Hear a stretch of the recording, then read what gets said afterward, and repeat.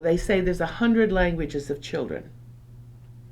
That's unique to the Reggio philosophy, that every child has 100 languages, that they can learn in all of these forms of expression, whether it's clay, whether it's paper making, whether it's dance, drama, musical instruments.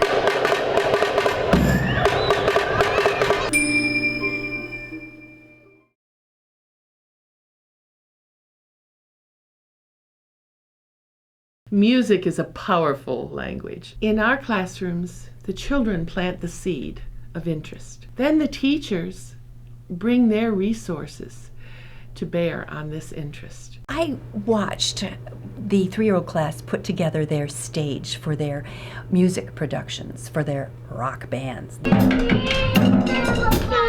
Our afternoon class showed a great interest in music.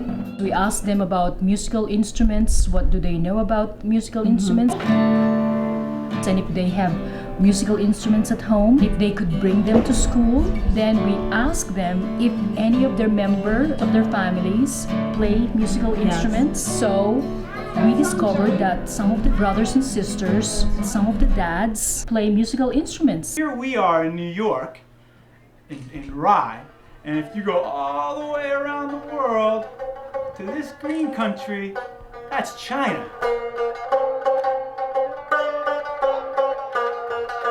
Does that sound funny?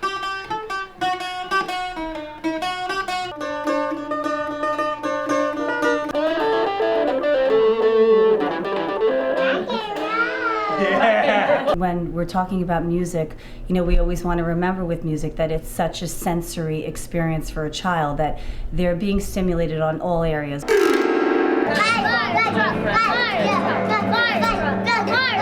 We were able to bring children in and parents in to actually hear the sound and get the real effect of the instrument. It helped them feel very special and confident in their own ability. So, Baker, if I plug in this microphone, is someone going to sing? All right. Go ahead, Baker, stand up. Let's listen to a song. Let's listen. Sing, Baker. Sing about the fire truck. Sing about the fire truck. Go ahead. Okay, ready? Go ahead. Baker, sing the song. Say fire truck. Diesel locomotives.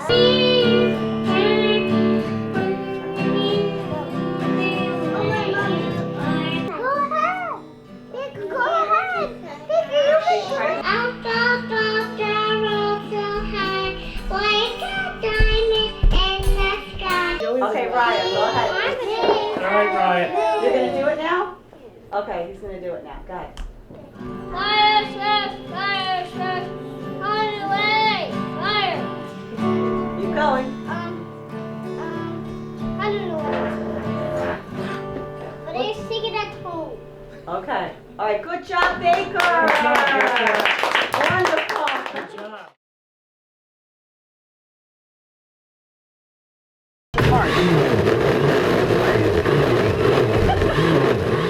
We love to make paper at RPNS, from the 2s to the 5s.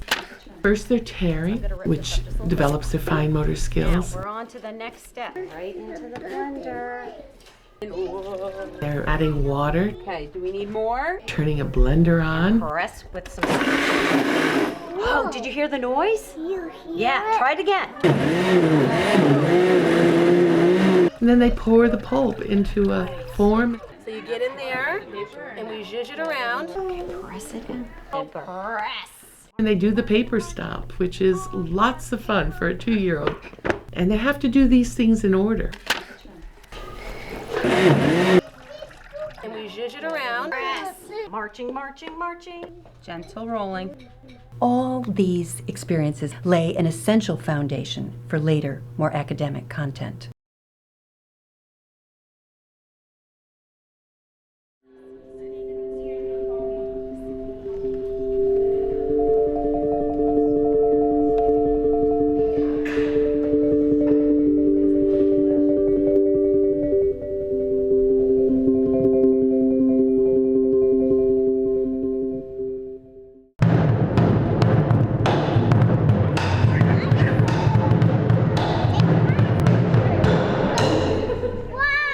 Listen to the special sound.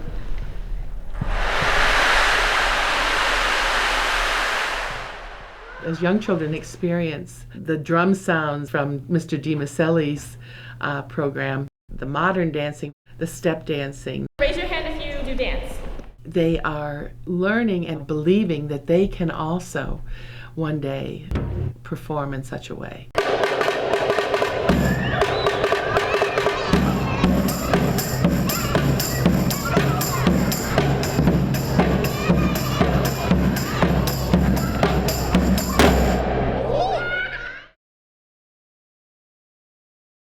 When Mr. DiMaselli came to do his drum program, children in the audience were part of the rhythm and the patterning that goes with percussive music. And that's the base for literacy and mathematical thinking. There's one. That is two. 2 and 1 is 3. I'm a flea. Math skills are learned throughout the day with everyone in our school. Counting snack, patterning beads, looking at numbers on a calendar. When teachers pick up an interest that a class might have, such as Mrs. Shamborsky and Mrs. O'Keefe picking up on the interests that children have with math, they can go deeper. We really looked around the first week of school and we noticed that the children are very interested in math. They were measuring each other in the block area with this measuring tape. So they would lie down on the rug and another child would measure them. From there we started looking around and we realized that they were learning math everywhere. They were learning math on the playground, when they were playing hopscotch.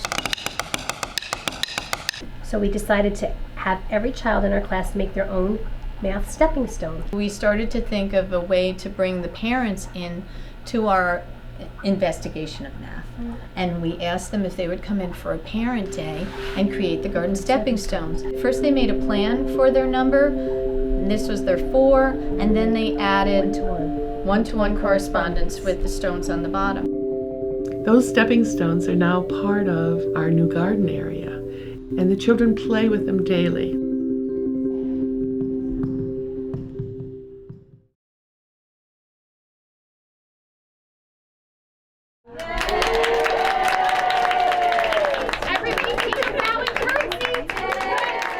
Mrs. Kumar and Mrs. Gomez love to do plays with their classes. Every year we do a spring play, and the children are involved in every part of the process, from making the scenery to making the curtain for the play. The children also make a program. The project work involved in the drama that we put on here, the plays, has a lot to do with the parent involvement of making the costumes. This year we did a tiny seed. The whole premise of the play was learning about how a tiny seed takes its journey and turns into a sunflower. Elena, the tiny seed, said, This is not my home.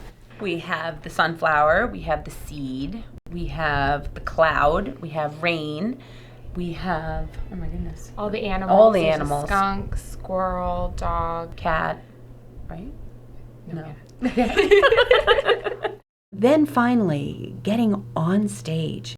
Inch by inch, row by row, you'll never know how a seed will grow. And as they look at the faces of their brothers and sisters and parents, watching them in this play, they know that what their hard work has led to is being valued.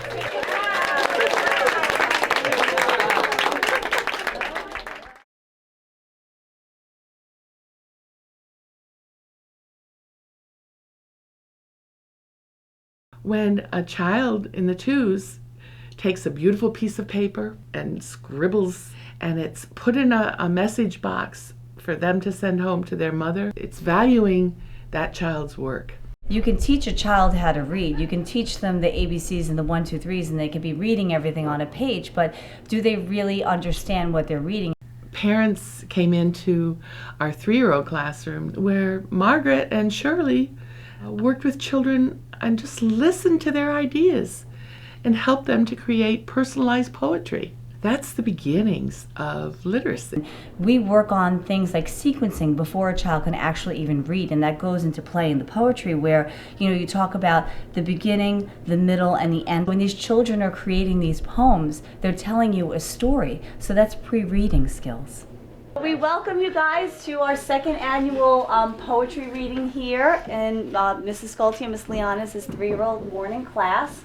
And the boys and girls have been working really hard on their poems. We have children who created poems about their grandparents, created poems about their moms and dads. Those parents were actually in the classroom hearing those poems from the children. I love my mom and dad. I love my mom and dad. I love my mom first. I love my mom first. My dad second. My dad second. I want to be with them all the time. I want to be with them all the time. Grandma likes to eat lunch with me. Grandma likes to eat lunch with me. I like to play with Grandpa's dusty toys in his office. I can play with Grandpa's old dusty toys in his office. I just love them. I just love them. Toy cars. Star Wars. Star Wars. Planes. Planes. I love my brother James. I love my brother James. He is with me always. He's with me always. Good job, Sebastian.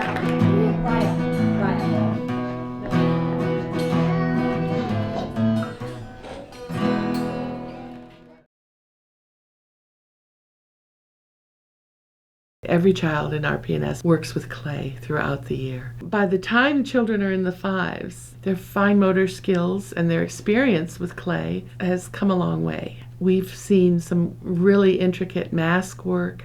This year, Mrs. Jamborski and Mrs. O'Keefe's class did a study of birds.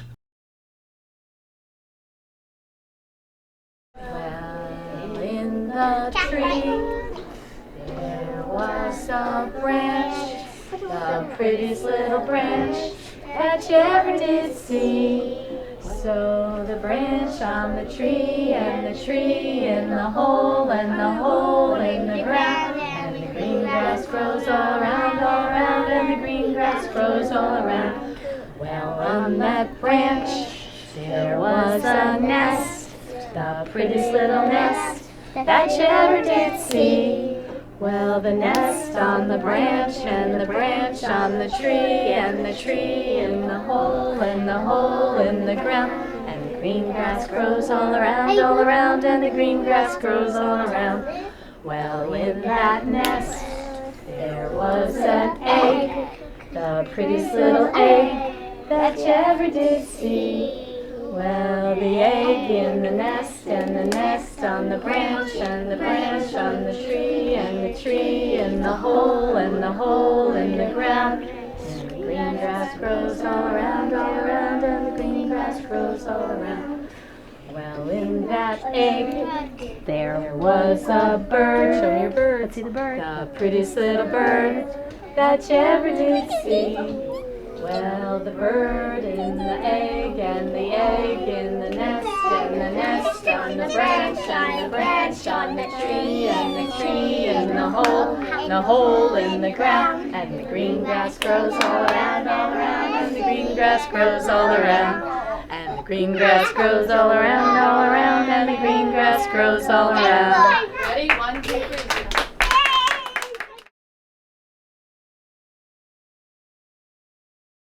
Being a Reggio-inspired preschool means that you have great faith in your children. After Baker, it's going to be your time, okay? Here he comes. We want to hear that beautiful song. Baker, turn around. Super power, with the power to read, is a force for fun, has a super story, has a weird super wide, super rare to the rescue. I like super wide. I like super wide. Me too. Baker, one more time. Sing it loud.